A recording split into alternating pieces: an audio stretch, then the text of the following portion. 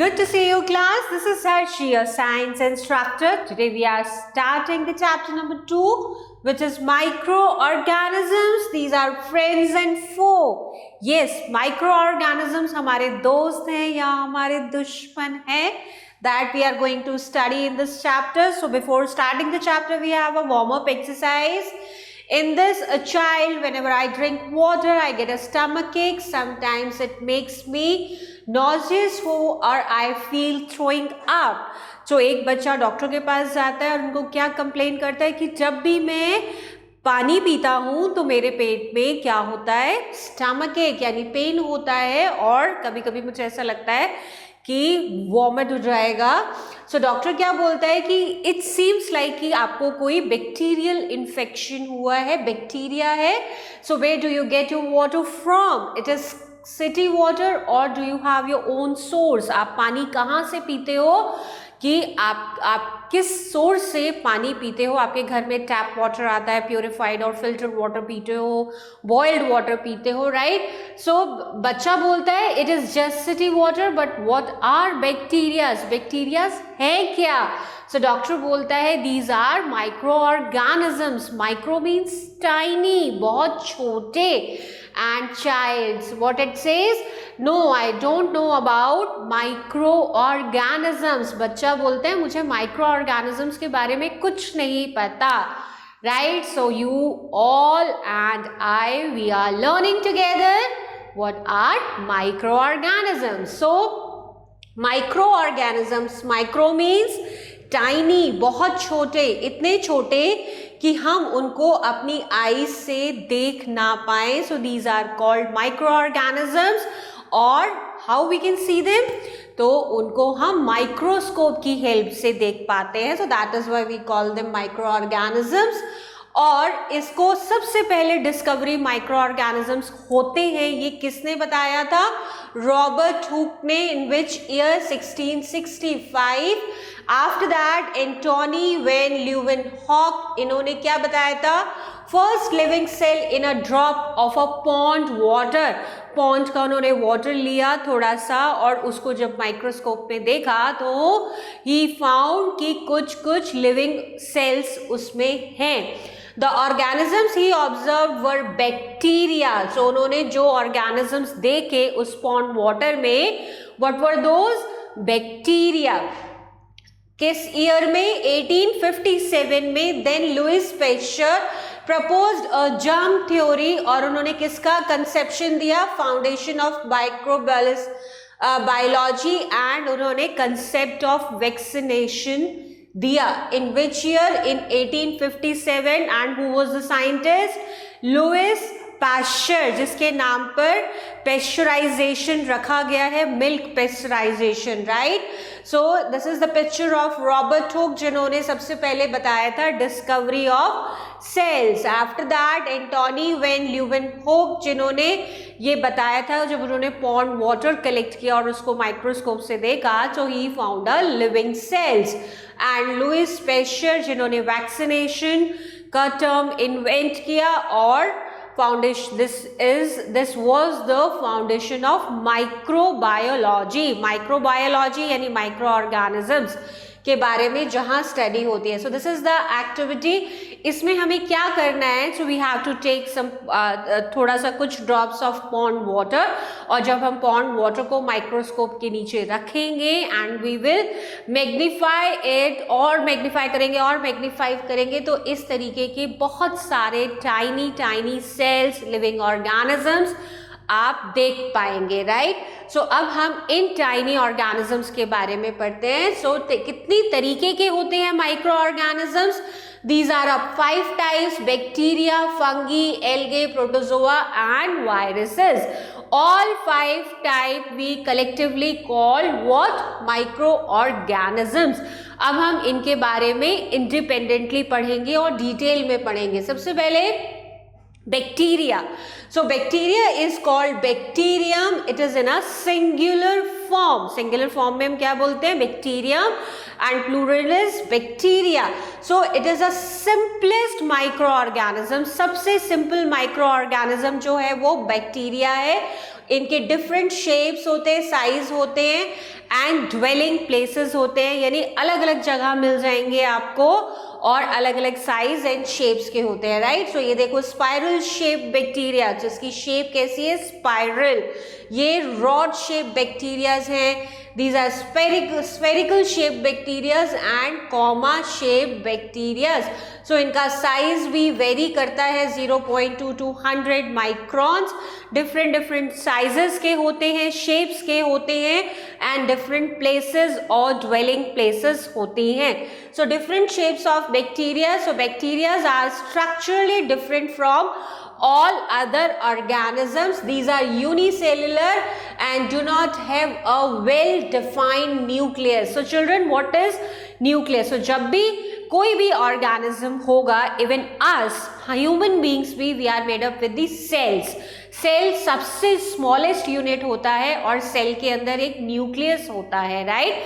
तो बैक्टीरिया कैसे हैं, यूनिसेल्युलर, यानी सिर्फ एक ही सेल के हैं। दीज आर सो स्मॉल, हमारी बॉडी में millions and millions of cells है, राइट। सो एक बहुत छोटा सेल जिससे बने हैं क्या, बैक्टीरिया, और इस सेल में क्या होता है, न्यूक्लियस डिफाइन नहीं होता है, जबकि हर सेल में न्यूक्लियस डिफाइन होता है, जिसके अंदर जेनेटिक मटेरियल होता है, genetic material which is DNA, right. तो इसमें क्या होता है, न्यूक्लियस नहीं होता है बैक्टीरियाज में, क्योंकि ये यूनिसेल्युलर होते हैं और उस सेल के अंदर एक जेली लाइक सब्सटेंस फिल्ड होता है, उसको बोलते हैं साइटोप्लाज्म। सो ये न्यूक्लियस एब्सेंट होने की वजह से क्या होता है, साइटोप्लाज्म जो होता है उसी में बैक्टीरिया, बिकॉज यूनिसेल्युलर है तो इनका न्यूक्लियस डिफाइन नहीं है, और मटेरियल जो होता है, यानी कि जो न्यूक्लियस के अंदर मटेरियल होता है विच इज जेनेटिक मटेरियल, जो जेनेटिक मटेरियल है वो साइटोप्लाज्म में ही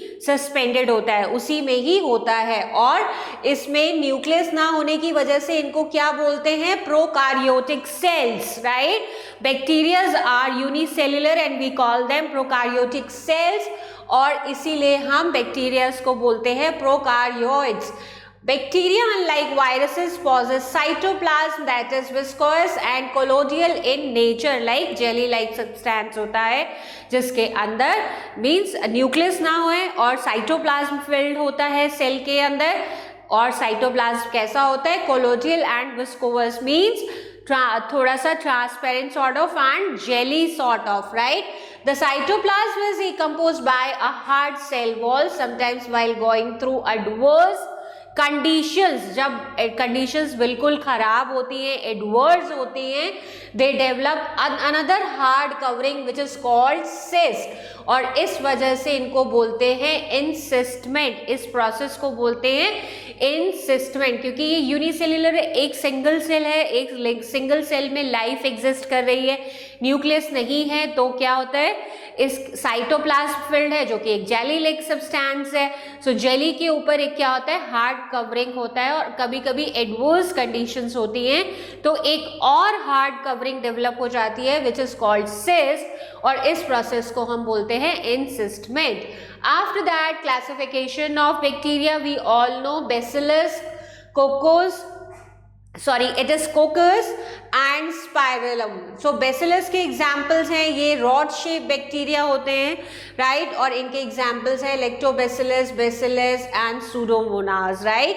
नेक्स्ट इज Coccus, तो ये किस शेप के होते हैं, ओवल शेप के होते हैं, Streptococcus, Micrococcus and Staphylococcus. After that Spirillum होते हैं, ये स्पाइरल शेप के होते हैं, और comma shape bacteria vibrio, leptospira and spirochaeta and treponema, right. So ये एग्जाम्पल्स हैं या नेम्स हैं डिफरेंट काइंड्स ऑफ बैक्टीरियाज के। So you should remember these names, write down on your copy and revise it every day so you'll remember the names. After that, advantages and disadvantages of bacteria. So ऐसा नहीं है कि all the microorganisms are harmful for us. Some are beneficial for us, some are harmful for us. So यहाँ पर हम bacteria के advantages and disadvantages discuss करेंगे. So causative agents of diseases, तो बैक्टीरिया हम पहले बात करेंगे जो डिजीजेस के लिए रिस्पॉन्सिबल होते हैं। तो बहुत सारी डिजीजेस होती है बैक्टीरिया की वजह से, like cholera, typhoid, tuberculosis, leprosy. ये सब डिजीजेस किसकी वजह से होती है? बैक्टीरिया की वजह से होती हैं, और ये सेल्स को डिस्ट्रॉय कर देती हैं और टॉक्सिन्स प्रोड्यूस करती हैं हमारी बॉडी में, जिसकी वजह से हम क्या होते हैं? बीमार हो जाते हैं। इसके अलावा फूड को भी स्पॉइल करते हैं बैक्टीरिया। कैसे करते हैं? जैसे सारिंग ऑफ मिल्क, अगर आपने मिल्क बॉईल किया और वो बहुत देर तक बाहर रूम टेम्परेचर पे रखा हुआ है, हम उसको फ्रिज में रखना भूल जाते हैं, तो क्या होता है? मिल्क में थोड़ा खट्टापन आ जाता है, मिल्क जो होता है वो सार हो जाता है, which means milk is spoiled now. Rotting of fruits, यानी कि फ्रूट्स को स्पॉइल कर देता है, खराब कर देते हैं। Vegetables, meat, non refrigerated food. So इन सब चीज़ों को, फूड आइटम्स को हमें कहाँ स्टोर करना पड़ता है? रेफ्रिजरेटर में, ताकि वो स्पॉइल ना हो। So bacterias are of great economic value. और इकोलाई, हमारे स्टमक में लार्ज इंटेस्टाइन होती है, उसमें इकोलाई बैक्टीरिया होता है, which is very very good for us, right. So ये विटामिन के एंड विटामिन बी प्रोड्यूस करते हैं, राइट। और कौन सा नाम है? It is E coli, and where you will find this E coli? in your large intestine. And what vitamins it produces? It produces vitamin K and B. इसके अलावा क्या benefits हैं? So they are cultured to prepare various types of antibiotics used in treatment of diseases. So antibiotics, you all must have heard about it. जब भी हमें fever होता है या कोई और इन्फेक्शन होता है, when go to the doctors and doctors suggest antibiotic लेना पड़ेगा, और इसका एक डिफाइंड कोर्स होता है for 3 days or for 5 days as per the diseases, right? So antibiotics prepare किए जाते हैं बैक्टीरिया से। The hormone insulin used in treatment of diabetic patient is also manufactured using bacteria in pharmaceutical laboratories. So laboratories में क्या होता है? कुछ patients होते हैं जिनको डायबिटिक की प्रॉब्लम होती है। सो डायबिटिक की प्रॉब्लम में क्या होता है नॉर्मल, कि इंसुलिन या तो ज़्यादा बनता है या फिर नहीं बनता है या कम बनता है। सो इसमें भी डिफरेंट टाइप्स की शुगर होती है। डायबिटीज़ भी शुगर की प्रॉब्लम जिनको होती है, तो क्या होता है? इंसुलिन उनको दिया जाता है, उन पेशेंट को जो डायबिटिक होते हैं। तो वो डायबिटिक की जो इंसुलिन होती है वो भी बैक्टीरियाज की हेल्प से बनाई जाती है। Now next is they are important in the fixation. हमने लास्ट चैप्टर में भी we had discussed about the Rhizobium bacteria. वो कहाँ होता है? लेग्यूम प्लांट्स की रूट नोड्यूल्स में प्रेजेंट होते हैं। तो रूट नोड्यूल्स में जब ये राइजोबियम बैक्टीरिया होता है, so what it does? It is fixing the nitrogen, because हमारे एनवायरमेंट में, एटमॉस्फेयर में 78% नाइट्रोजन है, बट वो ऐसे प्लांट्स यूज नहीं कर सकते हैं, वो एक कॉम्प्लेक्स फॉर्म है। सो नाइट्रोजन को सिंपलेस्ट फॉर्म में कन्वर्ट करते हैं सो दैट प्लांट्स उनको यूटिलाइज कर सके। तो ये काम करता है Rhizobium bacteria. So again it is a type of bacteria. After that they are important in decomposition of organic matter. Bacterias क्या करते हैं? डीकम्पोजर्स भी हैं। डीकम्पोजर्स मीन्स अगर कोई एनिमल डेड हो गया, प्लांट डेड हो गया, तो क्या होता है? उन कॉम्प्लेक्स कंपाउंड्स को ब्रेक डाउन करते हैं सिंपलर कंपाउंड्स में, सो दैट वो सॉइल में मिक्स हो जाती है। So bacterias are also like the decomposers. So the decomposing action of bacteria helps in recycling of different nutrients. और उसके बाद decomposition of sewage. So for the decomposition of sewage, bacteria are very helpful, and the generation of biogas. So जब sewage का decomposition होता है, जब हम waste water theory पढ़ेंगे अपनी बुक के लास्ट में, सो वेस्ट वाटर थ्योरी में देखते हैं कि जो वेस्ट होता है, जो ऑर्गेनिक वेस्ट होता है, मीन्स पीसेस हैं और ये सब, इन सब से क्या बनाया जाता है?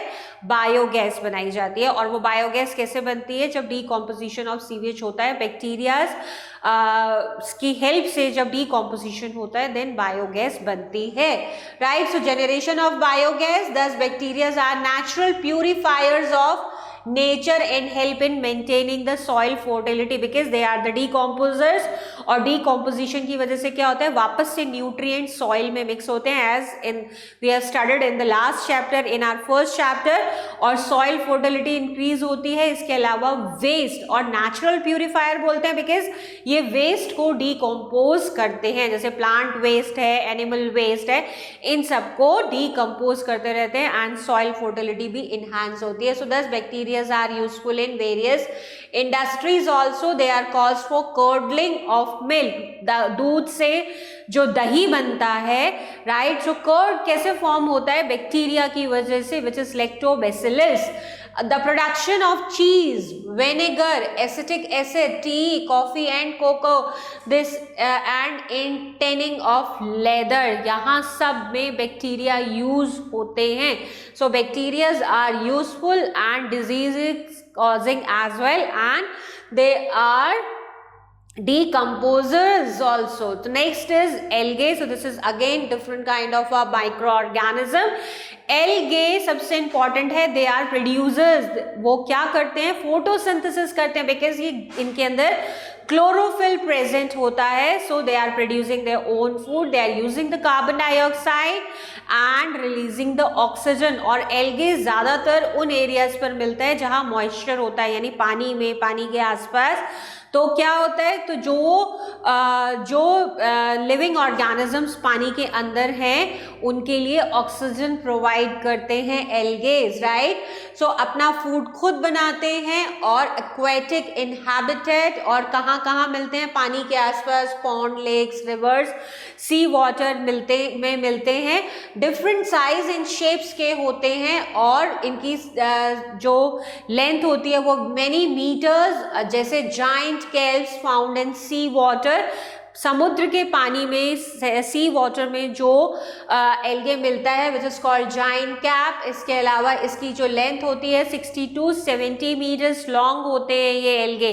कौन से, जाइंट कैप, जो सी वाटर में मिलते हैं. और while the unicellular algae, unicellular means single cell, chlamydomonas is only the few microns in length. So ये बहुत छोटे होते हैं कैलाइडोमोनास, और ये यूनिसेलुलर एल्गे होते हैं. So on the basis of the pigmentation, pigmentation किसके लिए रिस्पॉन्सिबल होता है, कलर के लिए, राइट. सो उनको 3 टाइप्स में डिवाइड किया गया. ग्रीन एल्गे एग्जाम्पल है स्पाइरोगायरा, रेड एल्गे एग्जाम्पल है polysiphonia, and then brown algae which is fucus, right. So ये एग्जाम्पल्स हैं एल्गे के. And the pictures also have been given. The algae play an important role as natural purifier of air as they use carbon dioxide and releases oxygen, यानी photosynthesis करते हैं and food produce करते हैं, और primary producers हैं because chlorophyll present है, और these are primary producers in aquatic food chain. So you all must be aware about the food chains.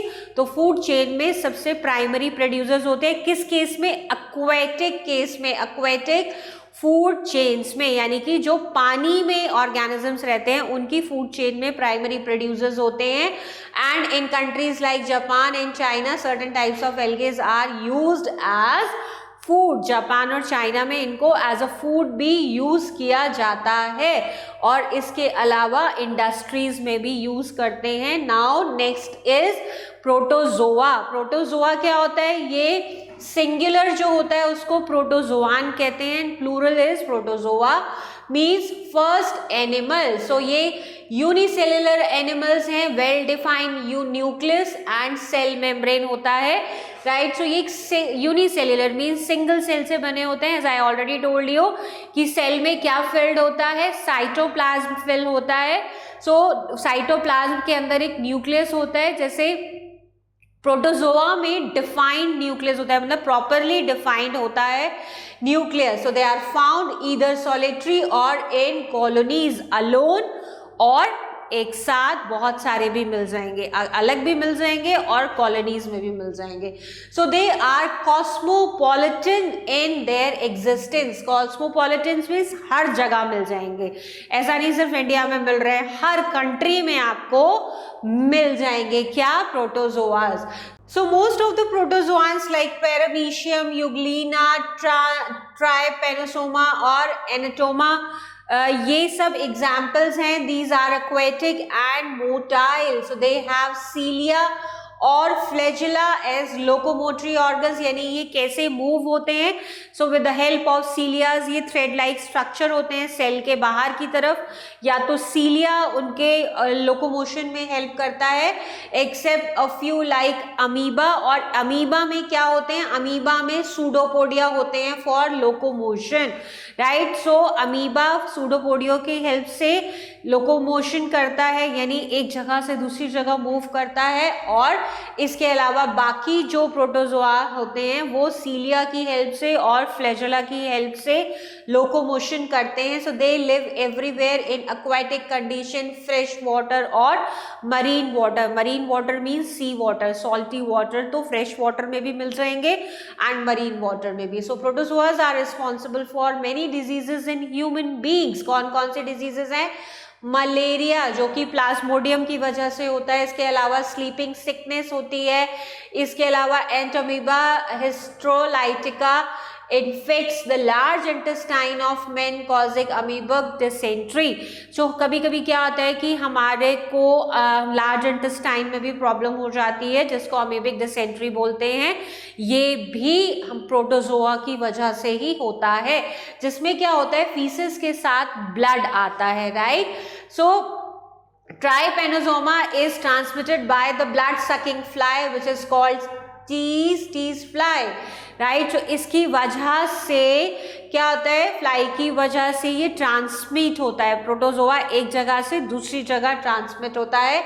It causes sleeping sickness, sleeping sickness की बीमारी इसकी वजह से होती है.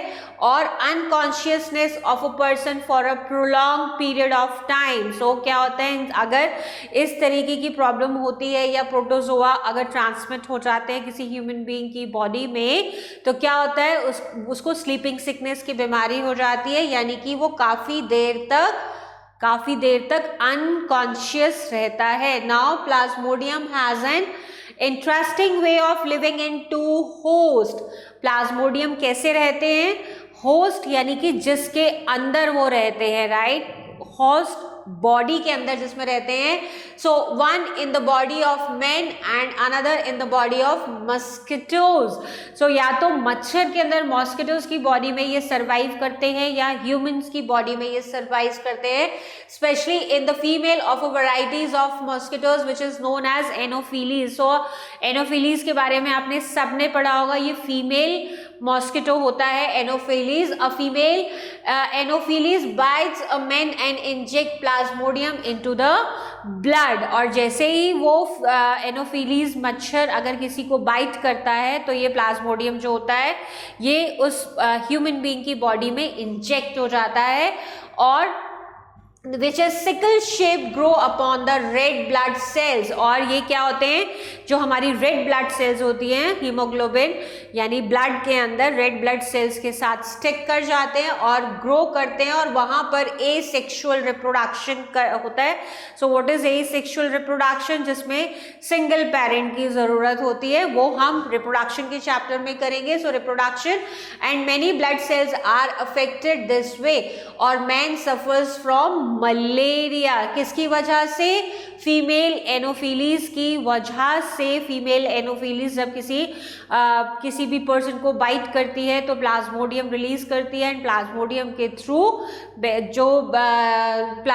के थ्रू इन्फेक्शन कहाँ होता है, ह्यूमन बींग्स के अंदर ट्रांसमिट हो जाता है और मलेरिया की बीमारी हो जाती है. अनदर फीमेल एनोफिलीज मॉस्किटो में bite a sick person sucking blood cells full of plasmodium. So thus plasmodium gets into the body of mosquito where it reproduces sexually. अब अगर किसी को मलेरिया है, उसको किसी मस्किटो ने काटा, फीमेल मस्किटो ने उसको बाइट किया, उस मस्किटो में अभी इन्फेक्टेड यानी कि प्लाज्मोडियम नहीं है. सो अगर वो किसी इन्फेक्टेड पर्सन को बाइट करती है और उसका ब्लड सक करती है तो क्या होता है, वो प्लाज्मोडियम या वो इन्फेक्शन उस एनोफिलीज मस्किटो में पहुंच जाता है, और फिर जब वो किसी और को बाइट करेगी, किसी हेल्दी पर्सन के ब्लड को सक करेगी, मच्छर उसको ब्लड को सक करेगा तो वो इन्फेक्शन दूसरे पर्सन को भी हो जाएगा, और इस तरीके से एक हेल्दी पर्सन जो होगा वो इन्फेक्टेड हो जाएगा। Next micro organism which is fungi. So fungi भी एक तरीके के माइक्रो ऑर्गेनिजम्स होते हैं और जो अपना फूड कभी नहीं बना सकते, जैसे हमने अभी एल्गी में पढ़ा, so they can produce their own food, और वो food chain aquatic food chain में सबसे फर्स्ट प्लेस पर आते हैं। So fungi they are not able to prepare their own food, so they are either saprophytic और parasitic in their nutritional habit and cosmopolitan in their existence. Cosmopolitan means ये भी आपको सब जगह मिल जाएंगे, राइट? तो सब जगह मिल जाएंगे, या तो ये सेप्रोफाइटिक होते हैं या पैरासिटिक होते हैं। पैरासिटिक मतलब किसी होस्ट बॉडी के अंदर सर्वाइव करते हैं, राइट? तो किसी न किसी बॉडी के अंदर सर्वाइव करेंगे, और सेप्रोफिटिक का मतलब डेड और डिकेइंग मैटर पर। इसका सबसे बेस्ट एग्जाम्पल है mushroom. Mushroom is a type of fungi और ये डेड एंड डिकेइंग मैटर्स पर ग्रो करता है, which is called saprophytes. So the fungi vary in their size from unicellular microscopic fungi like yeast. Yeast कैसा है? ये unicellular है और माइक्रोस्कोपिक फंगी है। And mildew is a multicellular microscopic fungi such as mushrooms and yeast. तो कुछ unicellular होते हैं, कुछ मल्टीसेल्युलर होते हैं। So mushrooms are the largest group of fungi. So सबसे बड़े जो होते हैं इस फंगी ग्रुप में, जो सबसे बड़ा होता है वो है मशरूम। सो इसके अलावा यीस्ट होता है, and yeast we use in the bakery items, right? So अभी हमें पिज़्ज़ा बनाना होता है, उसका पिज़्ज़ा बेस बनेगा, ब्रेड बनेगी, कुलचास बनते हैं, और इसके अलावा chole bhature. You all I hope that you all like to eat chole bhatura. So ये सब जो डो प्रिपेयर किया जाता है उसमें यीस्ट को यूज किया जाता है। So yeast is unicellular saprophytic fungus.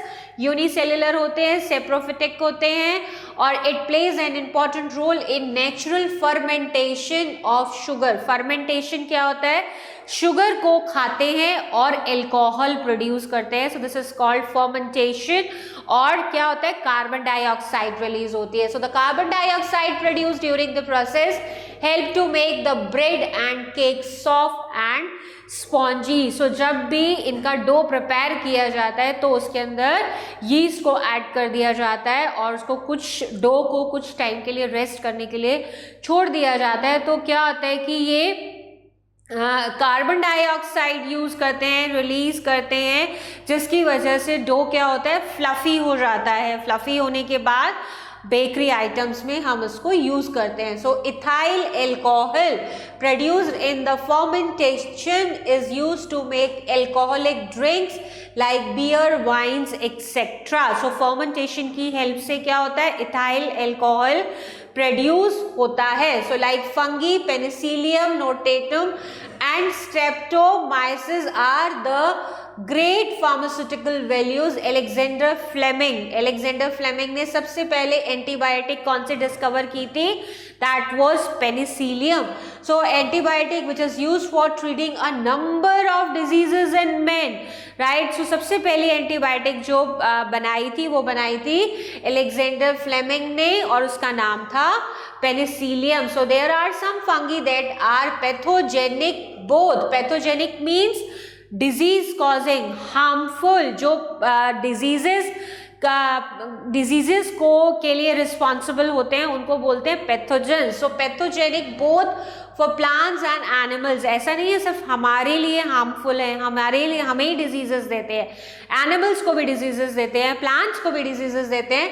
So pathogenic fungi include puccinia which causes rust disease and Ustulago which causes smut disease among the plants or like wheat. So ये plants में बीमारियां होती हैं जिसके लिए रिस्पॉन्सिबल होते हैं। इसके अलावा माइक्रोस्पोरियम और एंथ्रोडर्मा ये हमारे स्किन के इन्फेक्शन के लिए रिस्पॉन्सिबल है। Next category is virus. So virus क्या है कि smallest of all living organisms, they are different shape and sizes, और इनका क्या साइज होता है 0.015 to 0.2 microns. They are so small, and that is why the viruses are known as smallest microorganisms. और इनको इलेक्ट्रॉन माइक्रोस्कोप से देख सकते हैं, यानी कि और हायर माइक्रोस्कोप, नॉर्मल माइक्रोस्कोप से नहीं, इसको इलेक्ट्रॉन माइक्रोस्कोप की हेल्प से देख सकते हैं।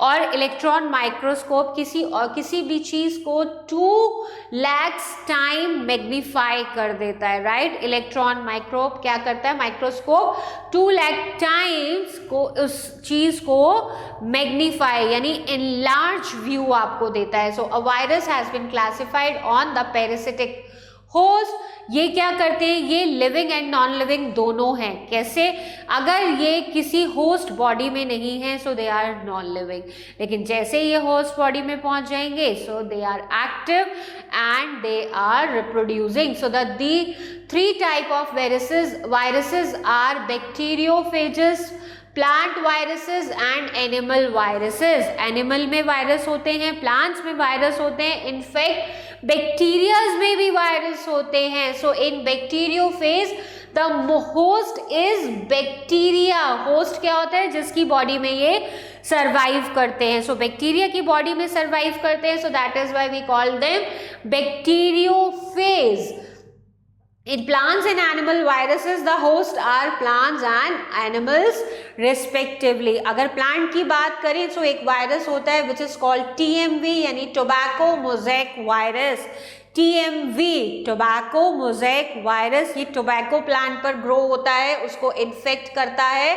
और इसमें क्या करता है, after the discovery of TMV the study of virus intensified.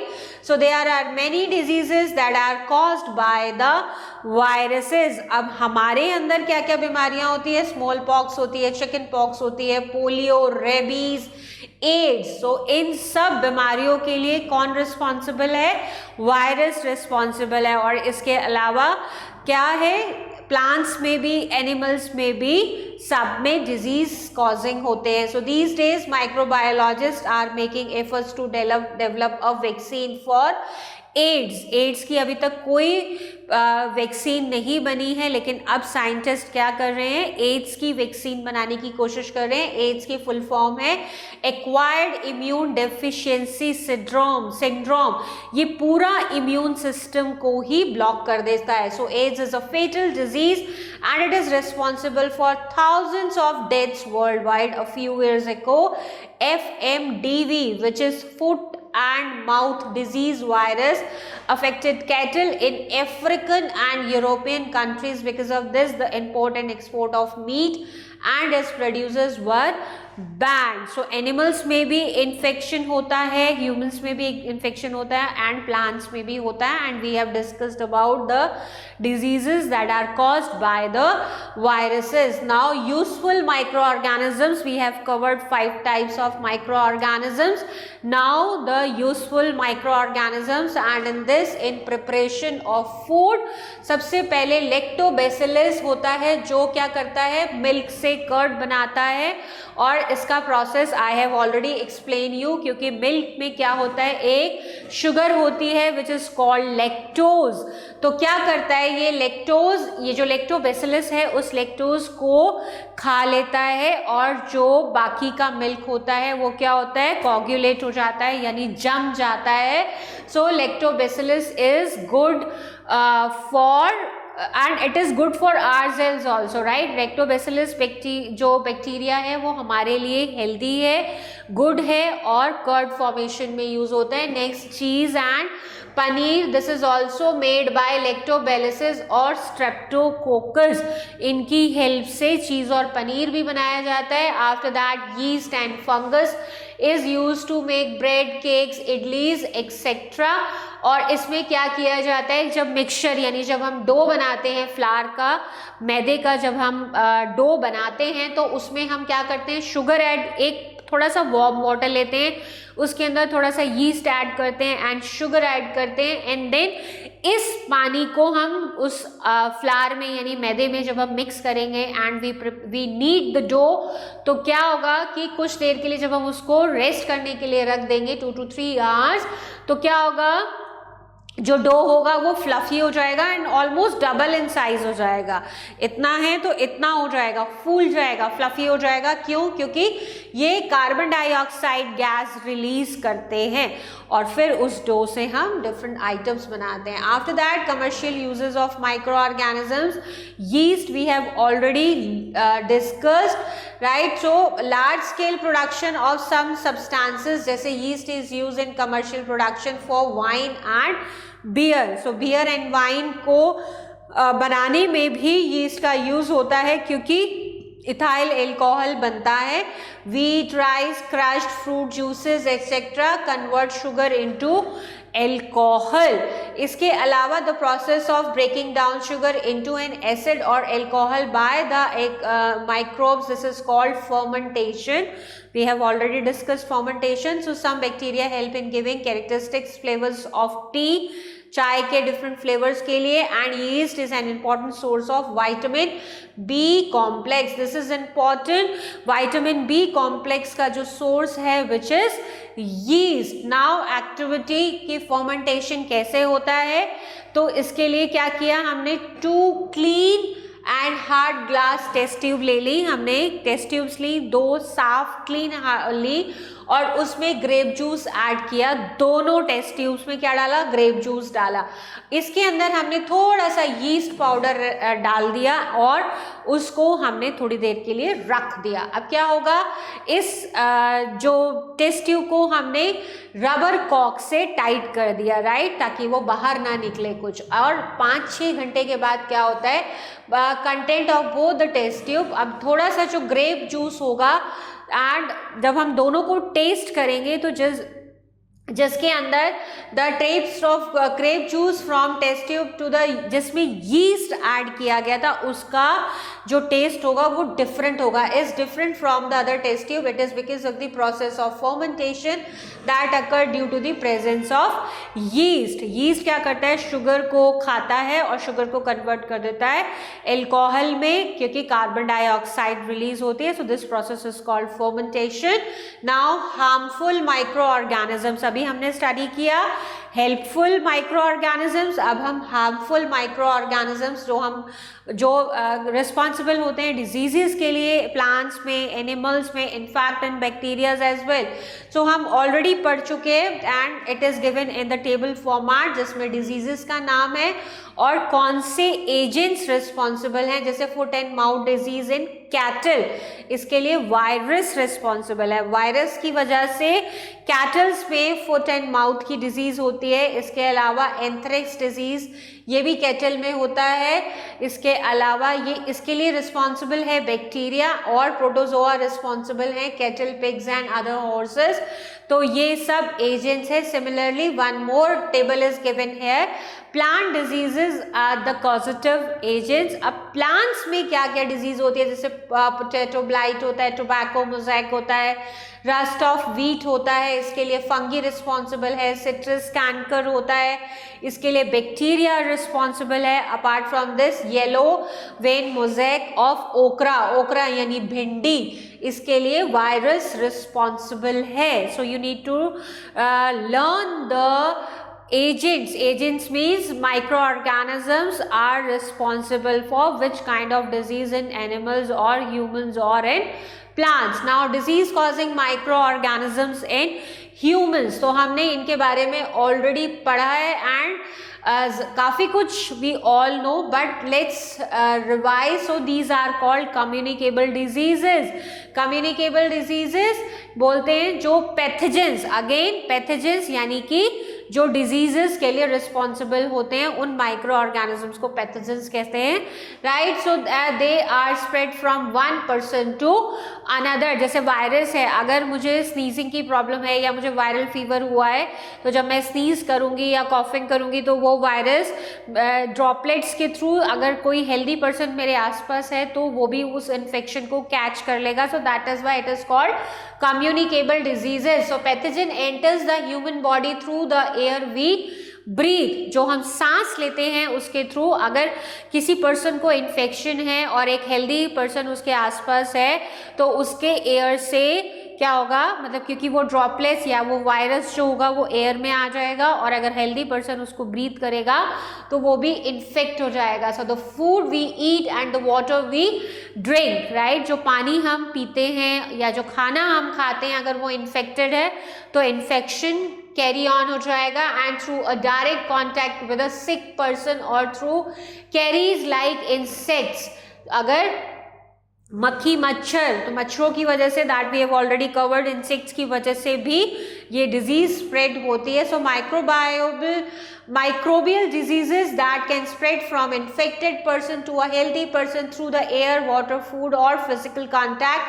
So these are called communicable diseases. Example of such diseases include cholera, common cold, chicken pox, tuberculosis. अगर किसी को ट्यूबरक्लोसिस है तो सिमिलर तरीके से जब वो ड्रॉपलेट्स एयर में आएंगी और हम ब्रीथ करेंगे, या अगर हम कोई इन्फेक्टेड पर्सन का जूठा खाना खाते हैं, फूड खाते हैं, या उसका पानी पिया हुआ, यानी कि उसने जिस सेम ग्लास में वाटर लिया उसी पानी को हम भी पी लेते हैं, तो क्या होता है, वो इन्फेक्शन हमें आ जाता है। लेट्स से उसने अगर हैंकरचीफ यूज किया और वही पर्सन, दूसरा पर्सन, हेल्दी पर्सन उस हैंकरचीफ को यूज करता है, तो वो इन्फेक्शन क्या होता है, कैरी फॉरवर्ड हो जाता है। So when a person suffering from the common cold sneeze, जब छींके आती हैं, स्नीजिंग की प्रॉब्लम होती है, तो fine droplets of moisture carrying thousand of viruses are spread in the air, और नेक्स्ट पर्सन को इन्फेक्ट कर देती है। So there are some insects and animals which are carriers the disease causing microbes, और वो क्या होते हैं, हाउस फ्लाई, मक्खी एक जगह से दूसरी जगह जब जगह जाती है तो वो एक तरह का कैरियर है, right. So the fly sit on the garbage and animal excreta. So pathogens stick to their bodies, उनके बॉडी पे स्टिक हो जाते हैं वो पैथोजन, और जब वो फूड के ऊपर बैठती है और वो फूड हम जब खाते हैं तो क्या इन्फेक्शन होते हैं, and they transfer the pathogen. So moreover eats the contaminate food is like to get sick. So it is advisable to always keep food covered, हमें फूड को हमेशा कवर करके रखना चाहिए। Avoid consuming uncovered food items. इसके अलावा anopheles, मच्छर, mosquitoes जो होते हैं, जो कि मलेरिया के लिए रिस्पॉन्सिबल होते हैं, और aedes, female aedes mosquitoes as the carrier of dengue virus. तो डेंगू वायरस के लिए भी रिस्पॉन्सिबल होते हैं एडीज, फीमेल एडीज मॉस्किटोज, और फीमेल एनोफिलीज मॉस्किटोज किसके लिए रिस्पॉन्सिबल हैं, मलेरिया के लिए। So all mosquitoes breed in water, तो we should not let water collect anywhere, पानी कहीं इकट्ठा नहीं होना चाहिए in cooler, tyres, flower pots, और हमें क्लीन एंड ड्राई रखना चाहिए so that mosquito breeding stop हो सके। नाउ सम माइक्रोबियल डिजीजेस, अब ये ह्यूमंस में है कि ट्यूबरक्लोसिस है, ये एयर के थ्रू ट्रांसमिट होती है। सो इसमें क्या होता है, लो ग्रेड फीवर होता है, ब्रेथलेसनेस होती है, सांस लेने में दिक्कत होती है, और इसका BCG वैक्सीनेशन होता है, और जर्नल क्लेनिनेस इसका प्रिवेंटिव है।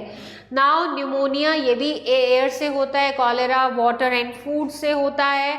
सो इसमें हाई फीवर होता है, इन्फ्लेमेशन ऑफ लंग्स होता है, जिसको निमोनिया की प्रॉब्लम होती है, लंग्स में इन्फेक्शन हो जाता है, लंग्स क्या होते हैं, स्वेलिंग आ जाती है, जिसकी वजह से ब्रीदिंग में प्रॉब्लम होने लगता है, और फिर हमें एंटीबायोटिक्स लेनी पड़ती है। एंड ये वाटर इन फूड में की वजह से होता है, contaminated water in food, cholera. इसमें क्या होता है, वॉमिटिंग्स होती हैं, लूज मोशंस होते हैं, और डिहाइड्रेशन हो जाता है। And most of the time summer season में, जब मई जून में बहुत ज़्यादा गर्मी होती है, उस टाइम पे ज़्यादा होता है। एंड जर्नल हाइजीन मेंटेन करना चाहिए, हमें फिल्टर्ड वाटर या बॉइल्ड वाटर पीना चाहिए। Good sanitation and vaccinations are the preventive measurements. Typhoid and इसी तरीके से ये लिस्ट है वायरल डिजीजेस की, जिनके कि क्या डिजीज़ है और किसकी वजह से होती है और क्या प्रिवेंटिव मेजर्स हैं, right. So you can go through it now. Protozoas की वजह से क्या डिजीजेस हैं, we have already covered in detail while discussing about the microorganisms, only they have given this information in the table form. Now fungal diseases, ringworm, skin problems जो होती है उसकी वजह से, और you need to remember the name of the micro organisms, that's it, right. Now next is food spoilage by micro organisms. खाना भी spoil कर देते हैं।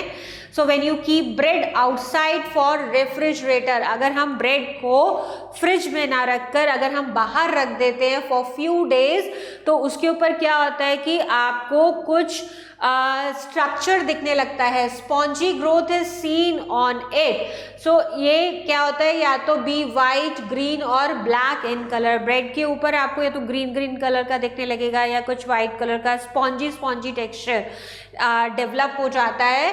So the bread gets spoiled due to the growth of mould and becomes unfit for consumption. तो वो bread जो होती है उसके ऊपर क्या होता है, मोल्ड डेवलप हो जाता है और अब उस ब्रेड को आप नहीं खा सकते हो। So likewise it is cooked, dal और vegetables are left outside for some time, it develops a bad smell and bubbles due to fermentation. तो क्या होता है, अगर खाना सब्जी हमने बनाई है, दाल अगर बनाई है और अगर वो बाहर रह गई है तो वो क्या होती है, थोड़ा थोड़ा स्पॉन्जी हो जाती है, सार हो जाती है और स्मेल आने लगती है उसमें से, means it is spoiled now. The dal and vegetables are thus spoiled and cannot be eaten.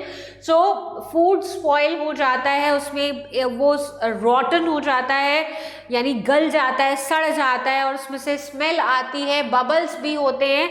So this is because of the fermentation और बबल्स और गैस, क्योंकि फर्मेंटेशन होता है तो कार्बन डाइऑक्साइड होती है तो वो फ्लफी हो जाता है, फूल जाता है और इसकी वजह से कुछ कुछ फूड आइटम्स पर क्या होता है, स्पॉन्जी टेक्सचर्स भी डेवलप हो जाते हैं, वो भी खाने को ख़राब कर देते हैं।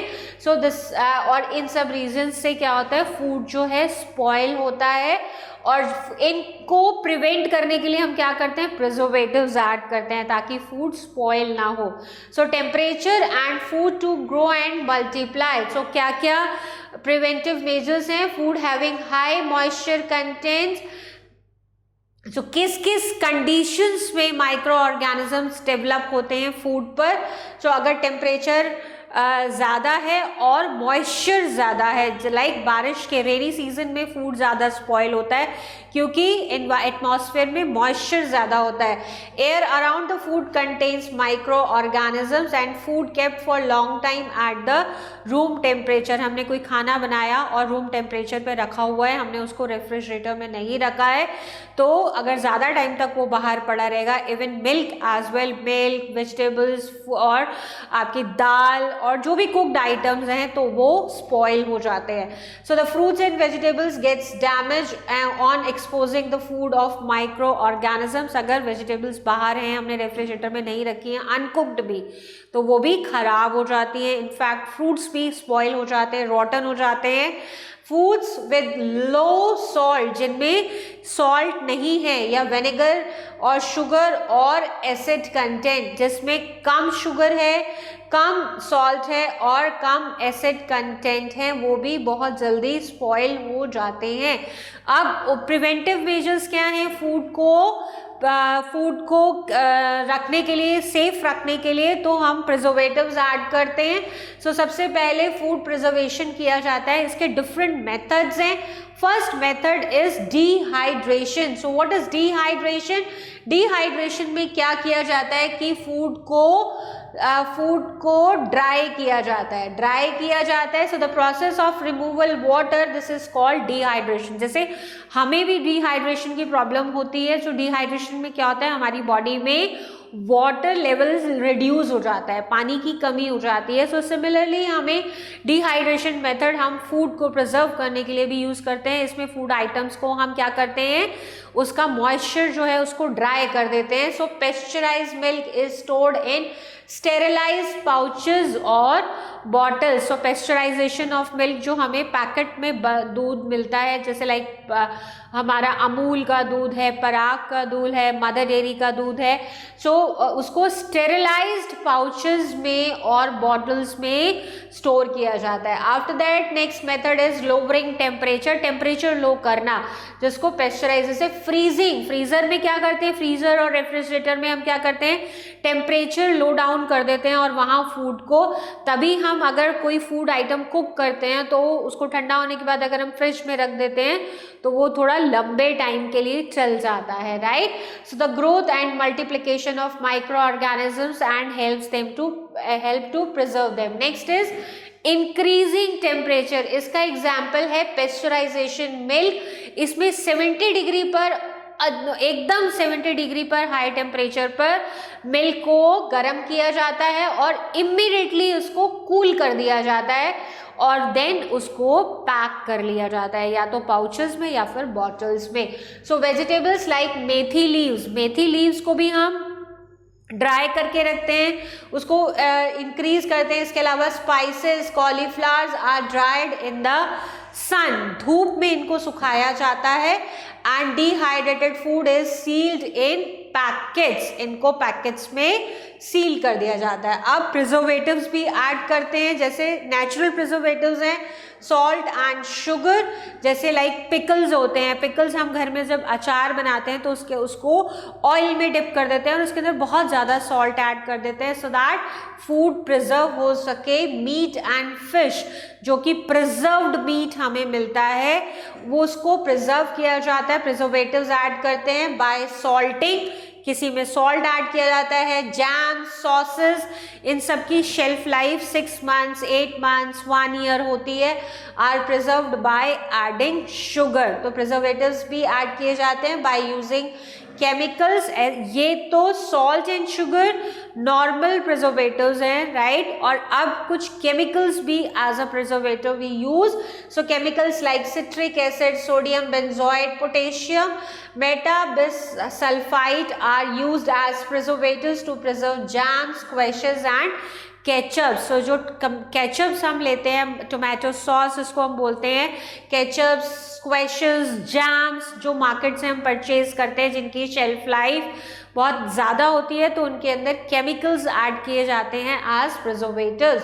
Now canning is the method foods are sealed in a can and heated to a high temperature about 120 degrees Celsius to kill microorganisms. The food stored be spoiled by microorganisms. Canned food can be preserved for years, right? एकदम high temperature पर इनको क्या किया जाता है, store किया जाता है, ताकि बैक्टीरियाज या माइक्रो ऑर्गेनिज्म जितने भी हैं वो किल हो जाए।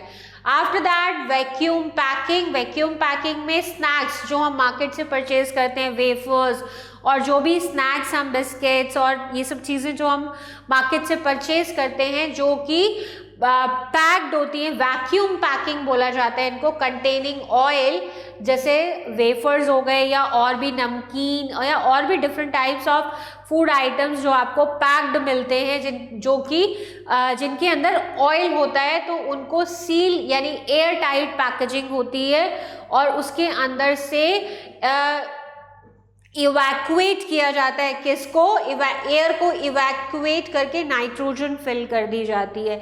एयर को इवैक्यूएट कर लिया जाता है यानी निकाल लिया जाता है एंड देन उसमें नाइट्रोजन फिल करके उसको सील कर दिया जाता है, तो वो ठीक रहते हैं यानी सेफ रहते हैं for long time.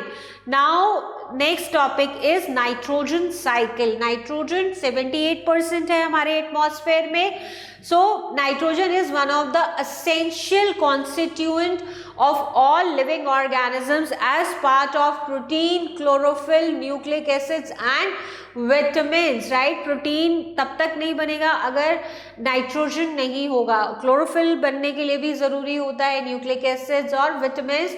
So atmospheric nitrogen can not be taken directly by plants and animals. Direct use नहीं कर सकते हैं. So certain bacteria and blue-green algae is present in the soil fix nitrogen from its atmosphere and convert it to the compounds of nitrogen. जैसे we had discussed about rhizobium bacteria. इसके अलावा blue-green algae, जो भी blue-green algae होता है वो भी nitrogen fixation में help करता है. Once nitrogen is converted into these usable compounds, it can be utilized by plants from the soil through their root system.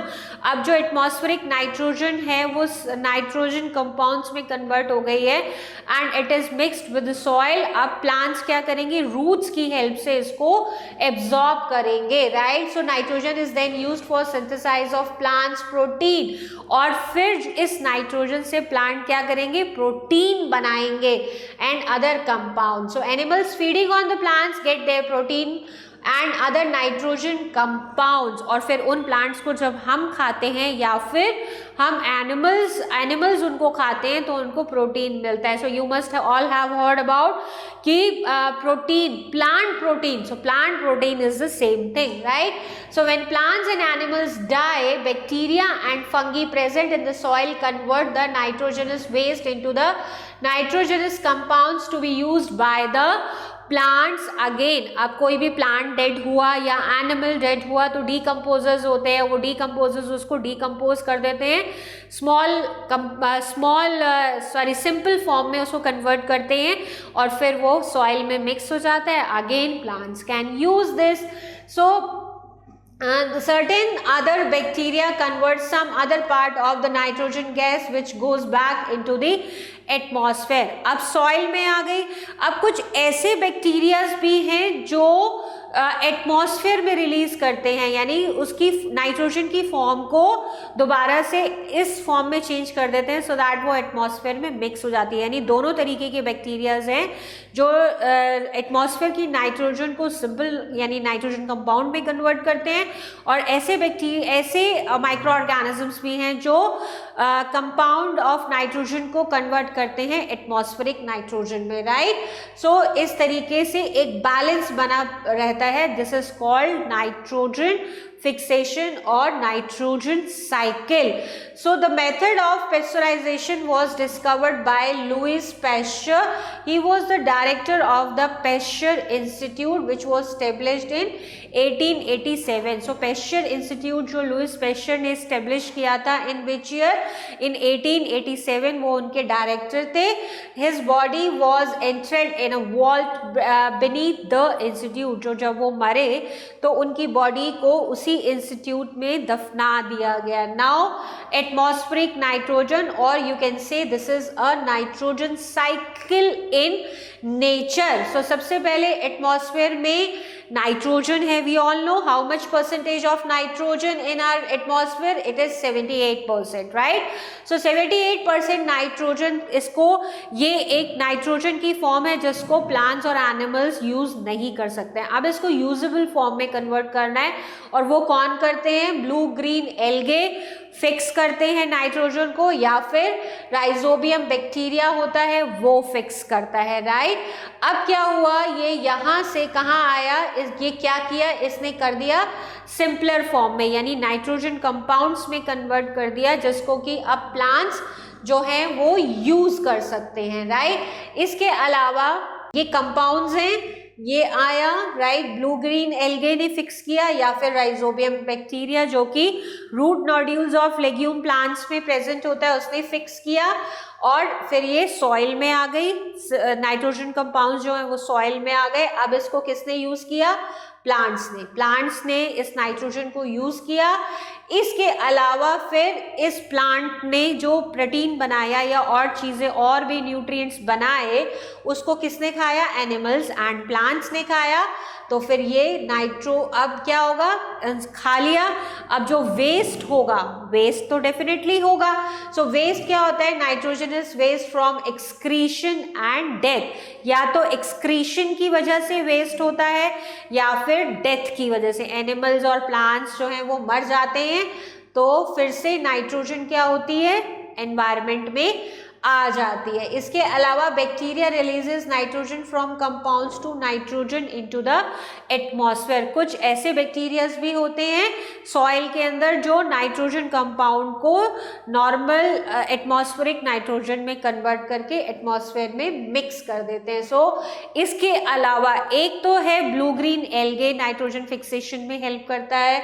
एक है बैक्टीरिया जो नाइट्रोजन फिक्सेशन में हेल्प करते हैं। इसके अलावा नाइट्रोजन फिक्सेशन होती है lightning.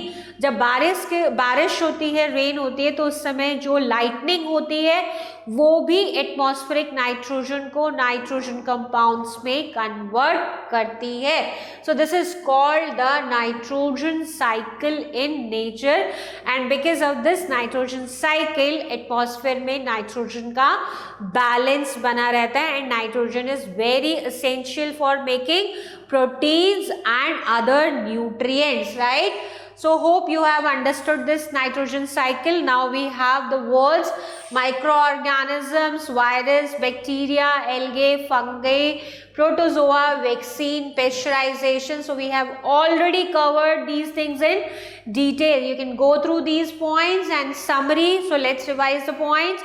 Microorganisms are tiny living things that only can be seen under a microscope. और viruses तो इलेक्ट्रॉन माइक्रोस्कोप से दिखते हैं जो कि 2 लाख टाइम्स ज़्यादा मैग्नीफाई करता है. Microorganisms have been classified into 5 groups. So virus, bacteria, protozoa, algae and fungi. So bacteria is both useful and harmful for us. Bacteria lies at the borderline position between plants and animals, whereas virus lie at the borderline between living and non-living organisms. Now algae are chlorophyllous plants classified into 3 categories. Pigmentation के base पर हम define करते हैं green algae, red algae और brown algae. Fungi are chlorophyllous plants. They carry in their structure and help in decomposition of dead organic matter. After that, protozoa are unicellular यानी single cellular animals हैं. They are motile, they are aquatic, water में रहने वाले in their habitat and cause a number of diseases in men. Urea is the best known nitrogenous chemical fertilizer. So we all know fertilizers जो factories में बनते हैं, industries में बनाए जाते हैं with the help of chemicals. तो urea जो है बेस्ट नॉन. यूरिया क्या होता है? अगर यूरिया डाला जाता है फील्ड्स में तो यानी कि हम क्या दे रहे हैं? सॉइल को नाइट्रोजन दे रहे हैं. So milk contains lactose, milk sugar and curd contains the bacterium lactobacillus which helps to convert lactose in the milk और lactic acid. So milk में क्या बन जाता है? lactic acid form हो जाता है. The process of breaking down sugar into an acid or alcohol by the action of microbes, this is called fermentation. lactic acid बनता है या फिर alcohol बनता है. So the process by which spoilage of food by microorganism is prevented, this is called food preservation. यानी food को spoil होने से बचाना क्या कहलाता है? फूड प्रिजर्वेशन कहलाता है. So it's time to do the exercise. First is take the correct options.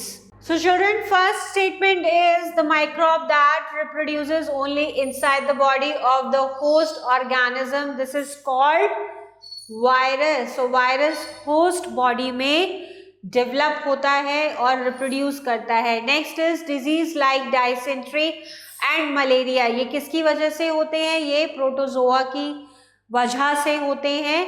Edward Jenner in 1798 discovered the vaccine for small pox. Small pox के लिए वैक्सीन डेवलप किया गया था. किसने किया था? एडवर्ड जेनर ने किया था. इन which year? In 1798. 98. After that, fourth one is disease causing microorganisms. These are called pathogens. Now fifth one is dengue fever is spread by female Aedes mosquito, and the last one is anthrax. Anthrax is caused by what? It is caused by a microorganism known as bacteria, right children? So are we all clear about this? Very good. Now move to the next question, which is fill in the blanks. So children, first fill up is antibiotic penicillin is made from penicillium, which is a fungus. So I have written fungus here in bracket just to remember you, otherwise you can skip this as well. Next is tuberculosis. It is caused by mycobacterium. Again bacteria, it is optional for your knowledge only. Next is rhizobium. It is a bacteria. Rhizobium bacteria fixes atmospheric nitrogen, which is useful for plants. Fourth one is Acetobacter. This is used in production of vinegar from alcohol. Next is Aspergillus. It is used for production of citric acid in soft drinks industries. Sixth one, food gets spoiled when it is attacked by microorganisms. Absolutely correct. Next one is yeast. It is an important source of vitamin B complex. Next one is true or false. First statement, microorganisms are classified into three groups, three major groups. This is false. It is classified into 5 groups. Now bacteria are the simplest of the microorganisms, so this statement is true. It is the simplest microorganism. Third one, the size of algae varies from meter to many meters. This is false. Next one, microorganisms are useful for us. Yes, these are useful for us. Pathogens causes diseases in humans. Yes, this is also true. क्योंकि pathogens हम किसको बोलते हैं? Pathogens are known as disease causing microorganisms, right? So pathogens जो है वो responsible होते हैं diseases के, right? So we have reached to the end of this chapter. Hope you have enjoyed the session and understood well. I will see you in the next class of science. Till then, stay connected and take very good care of yourself. Bye, kids.